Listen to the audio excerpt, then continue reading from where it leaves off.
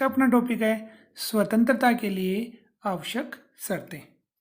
सबसे पहले तो इसका मतलब आप समझें कि आपको स्वतंत्रता प्राप्त हो, इसके लिए कौन कौन सी चीज़ें आपको प्राप्त होनी चाहिए, वो हो गई आवश्यक शर्तें। देखो, पहला बिंदु अपना है कि व्यक्ति की स्वतंत्रता के प्रति निरंतर जागरूकता। अगर व्यक्ति जागरूक ही नहीं है तो स्वतंत्रता तो क्या, व्यक्ति को कुछ भी प्राप्त नहीं हो सकता है।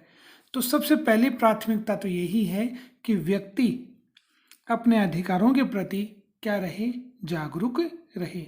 अगर व्यक्ति स्वतंत्रता के प्रति जागरूक ही नहीं रहेगा तो उसे स्वतंत्रता प्राप्त ही नहीं हो सकती है। तो स्वतंत्रता प्राप्ति के लिए व्यक्ति की जागरूकता, कहने का मतलब व्यक्ति सक्रिय होना चाहिए। ठीक है, किसके प्रति, स्वतंत्रता के प्रति। अगर व्यक्ति जागरूक होगा तो व्यक्ति को क्या प्राप्त होगी, स्वतंत्रता प्राप्त होगी। दूसरे बिंदु की अगर हम बात करें तो दूसरा बिंदु कह रहे हैं नागरिक की निडरता व साहस। देखो, हमेशा समाज में क्या सिस्टम होता है कि कुछ व्यक्ति समूह ऐसा होता है, कुछ व्यक्ति ऐसे होते हैं जो शक्ति से दूसरे व्यक्ति को डराने का क्या करते हैं, प्रयास करते हैं। इसलिए जरूरी है कि व्यक्ति कैसा हो, निडर हो। तो व्यक्ति में निडरता रहनी चाहिए, व्यक्ति निर्भय होना चाहिए, उसको डर नहीं होना चाहिए। और दूसरा, वह साहसी हो। अगर उसमें साहस में कमी है, व्यक्ति डरपोक रहेगा, तो ऐसी स्थिति में दूसरे व्यक्ति उसकी स्वतंत्रता को क्या कर लेंगे, छीन लेंगे। तो यहाँ पर जरूरी है कि व्यक्ति निडर रहे और साहसी रहे। अगर ऐसा होगा तो दूसरा व्यक्ति उससे उसकी स्वतंत्रता को छीन नहीं पाएगा और व्यक्ति को क्या प्राप्त रहेगी, स्वतंत्रता प्राप्त रहेगी। तो साहसी और निडरता भी स्वतंत्रता प्राप्ति के लिए आवश्यक है। तीसरे बिंदु की हम बात करें कि समाज में लोकतांत्रिक भावनाओं का पनपना। अब देखो, हमारा समाज कैसा होना चाहिए, लोकतांत्रिक होना चाहिए। अगर समाज ही लोकतांत्रिक नहीं है तो फिर हम अधिकारों की बात ही नहीं कर सकते, चाहे स्वतंत्रता हो, चाहे नागरिकता हो, चाहे न्याय हो। तो ये सभी चीज़ें हमें कहाँ पर प्राप्त होंगी कि शासन या समाज कैसा होना चाहिए, लोकतांत्रिक होना चाहिए। तो लोकतांत्रिक देश में, लोकतांत्रिक समाज में ही हम अपने अधिकारों की मांग कर सकते हैं, चाहे वह स्वतंत्रता हो या फिर अन्य कोई मुद्दा हो। तो समाज ऐसा होना चाहिए जहाँ पर लोकतांत्रिक भावनाएं हों, वहाँ पर हमें वो सभी चीज़ें प्राप्त हों जैसा कि हमारे लिए आवश्यक है। तो स्वतंत्रता के लिए जरूरी है कि समाज कैसा हो, लोकतांत्रिक आधार पर, लोकतांत्रिक व्यवस्था को अपनाने वाला होना चाहिए। फिर देखो, तीसरे से जुड़ा हुआ बिंदु कौन सा है, चौथा। ये क्या कह रहा है कि स्वतंत्रताएं लोकतांत्रिक शासन में ही पनप सकती हैं। अब देखो, यही बात यहाँ पर आ गई कि यहाँ पर हमने बात की थी कि सभी प्रकार के अधिकार, स्वतंत्रता, ये सभी चीजें हमें कहाँ पर मिलेंगी, लोकतांत्रिक व्यवस्था में मिलेंगी। ठीक है, तो वही बात यहाँ पर की जा रही है कि स्वतंत्रता हमें कहाँ पर प्राप्त होगी, जहाँ पर शासन कैसा हो, लोकतांत्रिक हो। कि जहाँ पर जनता का शासन होगा वहीं पर हमें क्या प्राप्त होगी, स्वतंत्रता प्राप्त होगी। अन्यथा हमें स्वतंत्रता प्राप्त नहीं हो सकती है। तो तीसरा चौथा बिंदु आपस में मिले जुले। फिर पांचवें बिंदु की बात करें कि साथ ही नागरिकों को विशेषाधिकार प्राप्त न होना। ये भी समाज में बहुत ज़्यादा जरूरी है, क्योंकि समाज में सबकी स्थिति एक जैसी नहीं है। समाज में कुछ व्यक्ति कैसे होते हैं, अमीर होते हैं, और कुछ व्यक्ति कैसे होते हैं, गरीब होते हैं। समाज में पदों के आधार पर अंतर पाया जाता है। कुछ उच्च पद को प्राप्त व्यक्ति होते हैं, कुछ सामान्य वर्ग से संबंधित होते हैं, सामान्य पदों को धारण करने वाले व्यक्ति होते हैं। अब अगर आपने समाज में कुछ वर्ग विशेष को, कुछ व्यक्तियों को विशेष अधिकार अगर आपने दे दिए, तो ऐसी स्थिति में दूसरे व्यक्ति के जो अधिकार हैं वो क्या हो जाएंगे, कम हो जाएंगे। एक व्यक्ति के अधिकार अगर ज़्यादा बढ़ गए तो दूसरे व्यक्ति के अधिकार क्या हो जाएंगे, कम हो जाएंगे। इसलिए ज़रूरी है कि सभी को स्वतंत्रता मिले तो सभी की सीमाएं होनी चाहिए। ठीक है, उस सीमा में ही व्यक्ति अपनी स्वतंत्रता का प्रयोग कर सके। तो इसके लिए जरूरी क्या रहेगा कि सभी को समान अधिकार मिले, विशेष अधिकार किसी भी व्यक्ति विशेष को प्राप्त नहीं हो। क्योंकि विशेष अधिकार प्राप्त होते ही दूसरे व्यक्ति के जो अधिकार हैं वो क्या हो जाएंगे, कम हो जाएंगे। आगे हम बात करें आर्थिक दृष्टि से समतामूलक समाज होना चाहिए। देखो, आर्थिक दृष्टि की बात करें तो पैसे के आधार पर, ठीक है, ऐसा समाज हो जो समानता पर आधारित हो। कहने का मतलब ये है कि सरकार ऐसा प्रयास करे जिससे अमीर और गरीब ये जो वर्ग हैं इनके बीच की जो दूरी है ना, ठीक है, एक तरफ हम लिखें अमीर, दूसरी तरफ हम लिखें गरीब। तो समाज में पैसे के आधार पर जो अंतर पाया जाता है, संपत्ति जिन व्यक्तियों के पास ज़्यादा होती है वो अमीर हो गई, गरीब हो गई, ठीक है, जिनके पास संपत्ति नहीं होती है या कम होती है। तो ऐसे व्यक्तियों के मध्य में जो अंतर पाया जाता है, इस अंतर को हमें क्या करना है, समाप्त तो हो नहीं सकता है, ठीक है, तो क्या करने का प्रयास किया जाए, इसको कम से कम करने का प्रयास किया जाए, इनकी स्थिति को सुधार लिया जाए। तो गरीबों की स्थिति सुधरेगी तो थोड़ा थोड़ा वो आगे बढ़ेंगे और अमीर व्यक्तियों की श्रेणी में आने लगेंगे। तो ऐसे समाज की स्थापना करनी चाहिए जो आर्थिक दृष्टि से क्या हो, समानता पर आधारित हो, समता पर आधारित हो। तभी हमें क्या मिलेगी, स्वतंत्रता प्राप्त होगी, स्वतंत्रता मिलेगी। फिर अगले बिंदु की हम बात करें तो अगला बिंदु कहता है पक्षपात विहीन विधि का शासन। अब देखो, विधि बोलते हैं किसको, कानून को। तो विधि बोला जाता है कानून को। पक्षपात विहीन तो बिना किसी भेदभाव के, भेदभाव रहित। तो कानून का शासन ऐसा होना चाहिए, विधि का शासन ऐसा होना चाहिए जो भेदभाव नहीं करे। अगर भेदभाव शासन के माध्यम से किया जाएगा तो फिर उस देश में, उस समाज में न्याय की प्राप्ति नहीं हो सकती है। तो यह जरूरी है कि कानून का शासन हो, वो सभी व्यक्तियों को एक नज़र से देखे, जाति, धर्म, भाषा इनके आधार पर किसी प्रकार का क्या न करे, भेदभाव नहीं करे। तो विधि का शासन, कानून का शासन भेदभाव रहित या पक्षपात विहीन होना चाहिए, ठीक है, तभी हमें सभी प्रकार के अधिकार प्राप्त होंगे, चाहे वो स्वतंत्रता हो या फिर अन्य कोई अधिकार हो। इसके बाद में अगर हम बात कर लें तो आता है प्रेस की स्वतंत्रता। प्रेस की स्वतंत्रता में हम बात करते हैं तो देखो, स्वतंत्रता के लिए जरूरी है कि प्रेस को आज़ादी मिले। प्रेस का मतलब क्या हुआ कि अखबार हैं, ठीक है, तो अखबारों को अपनी बात कहने का क्या मिले, अधिकार मिले। अगर सरकार सही से काम नहीं करे तो अखबारों के माध्यम से, प्रेस के माध्यम से सरकार के कार्यों को किसके सामने रखा जाए, जनता के सामने रखा जाए।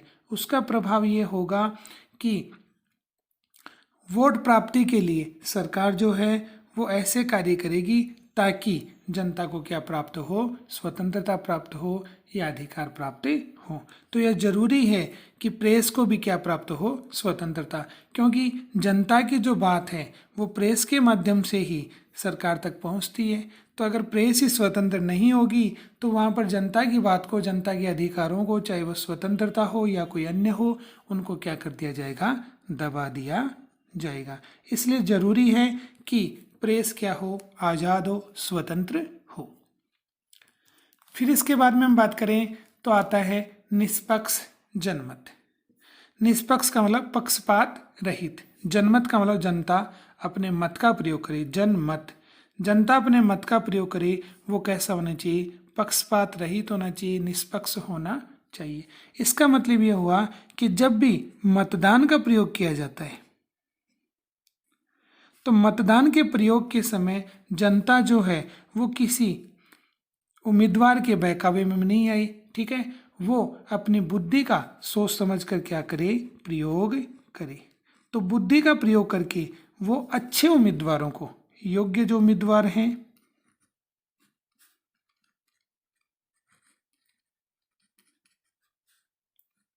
उन योग्य उम्मीदवारों का क्या करे, चयन करे। तो अच्छे व्यक्ति जब शासन में जाएंगे तो हमें सभी प्रकार के अधिकार प्राप्त रहेंगे, क्योंकि वो जनता की भलाई के लिए क्या करेंगे, कार्य करेंगे। तो जनमत का प्रयोग कैसा होना चाहिए, निष्पक्ष होना चाहिए। जनता अपने मतदान का प्रयोग इस प्रकार से करे कि वो योग्य व्यक्तियों का क्या करे, चयन करे, उनका चुनाव करे। तो इससे फायदा ये होगा कि हमें सभी प्रकार के अधिकार प्राप्त होंगे, क्योंकि योग्य व्यक्ति अच्छे ढंग से कार्य करेंगे। अगले बिंदु की हम बात करें तो अगला बिंदु है कि समाज में शांति व सुरक्षा का वातावरण। देखो वर्तमान का समय किससे संबंधित चल रहा है, कोरोना से संबंधित चल रहा है। और आपको पता हो तो वर्तमान समय में स्कूल और कॉलेज और जितनी भी कोचिंग है, स्कूल की बात कर लें, कॉलेज की बात कर लें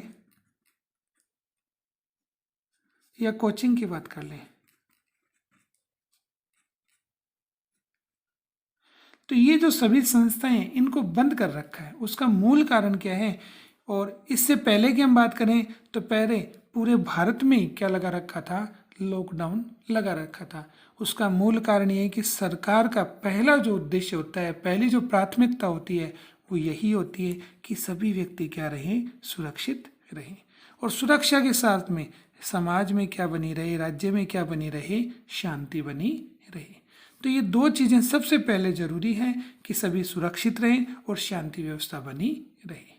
अगर ये चीज़ें समाज में रहेंगी तभी हमें अपने अधिकार प्राप्त हो सकते हैं, तभी हमें अपनी स्वतंत्रता प्राप्त हो सकती है। जब अशांति का माहौल होगा, असुरक्षित हम रहेंगे, तो ऐसी स्थिति में अपने अधिकारों की मांग करना एक प्रकार से गलत होगा। तो हमें अधिकार मिलेंगे कब मिलेंगे, जब राज्य में समाज में क्या बनी रहे, शांति और सुरक्षा बनी रहे। जबकि कोरोना काल में ऐसा नहीं हुआ, तभी हमारी सुरक्षा के लिए सरकार ने क्या लगाया, लॉकडाउन लगाया। तो इसलिए जरूरी है कि वातावरण कैसा रहे, शांतिपूर्ण रहे और सुरक्षित रहे। अगले बिंदु की हम बात करें तो अगला बिंदु कहता है कि स्वतंत्रता प्राप्ति के लिए हमें जरूरी है कि हमारी न्यायपालिका कैसी होनी चाहिए, स्वतंत्र होनी चाहिए।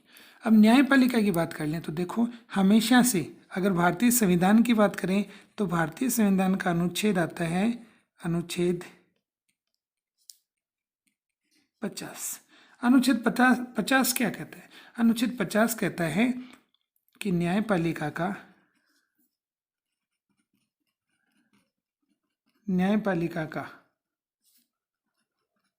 कार्यपालिका से पृथक्करण, न्यायपालिका का कार्यपालिका से पृथक्करण।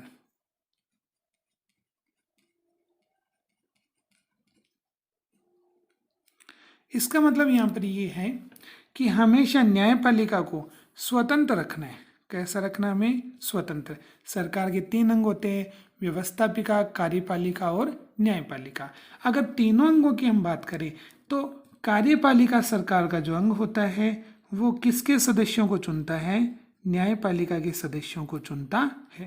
कहने का मतलब ये हुआ कि राष्ट्रपति के माध्यम से, ठीक है, न्यायपालिका के सदस्यों को चुना जाता है, न्यायाधीशों को चुना जाता है। तो ऐसी स्थिति में केंद्र में तो राष्ट्रपति और राज्य में राज्यपाल, तो जिला न्यायाधीशों की नियुक्ति राज्यपाल के माध्यम से की जाती है।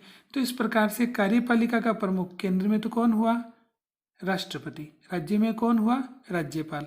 ये दोनों कार्यपालिका में आते हैं और दोनों के माध्यम से न्यायपालिका की नियुक्ति की जाती है। अब अगर कार्यपालिका का जो प्रभाव है वो न्यायपालिका पर रहेगा तो ऐसी स्थिति में जो भी न्यायाधीश चुने जाएंगे वो अपना निर्णय सही ढंग से नहीं कर पाएंगे। तो जरूरी है कि हमें न्याय की प्राप्ति हो, इसलिए न्यायपालिका अपने निर्णय स्वतंत्र ढंग से ले। इसलिए कार्यपालिका का प्रभाव किस पर नहीं होना चाहिए, न्यायपालिका पर नहीं होना चाहिए, जिससे न्यायपालिका अपने कार्यों को बेहतर ढंग से करने का प्रयास करे। अंतिम जो अपना बिंदु है वो है संविधानवाद। देखो संविधानवाद एक प्रकार से विचारधारा हो गई। संविधानवाद क्या है, तो संविधान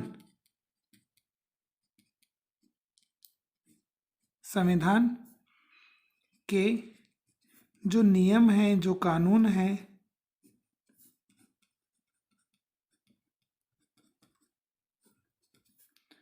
उनके अनुसार क्या होना, शासन संचालित होना। तो संविधान के नियम या जो कानून है के अनुसार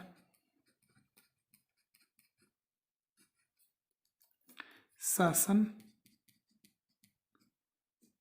संचालित करना, शासन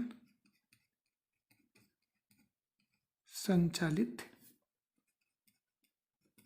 करना।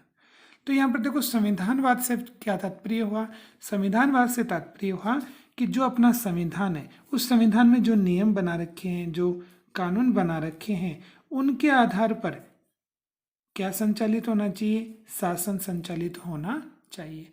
अगर संविधान में जो चीज़ें लिखी हुई हैं, जो नियम बने हैं, जो कानून बने हैं, उसके अनुसार अगर शासन को संचालित किया जाएगा तो संविधान ही हमें ये अधिकार देता है, स्वतंत्रता हो, समानता हो। ठीक है, तो जो हमें मौलिक अधिकार प्राप्त हैं तो उसमें स्वतंत्रता भी है। तो स्वतंत्रता कब प्राप्त होगी, जब संविधान के अनुसार क्या चलाया जाए, शासन चलाया जाए। तो संविधानवाद में आस्था होनी चाहिए। संविधानवाद लागू होगा तो ऐसी स्थिति में हमें क्या प्राप्त हो जाएगी, स्वतंत्रता प्राप्त हो जाएगी। तो ये कुछ बिंदु हैं जिनके माध्यम से आज हमने पढ़ा कि स्वतंत्रता प्राप्ति के लिए कौन कौन सी शर्तें होनी चाहिए। तो इसमें से जो भी आपको लगभग 6 पॉइंट के आसपास जो भी बिंदु आपको अच्छे लगे वो आप याद कर लें। तो आज के लिए इतना ही।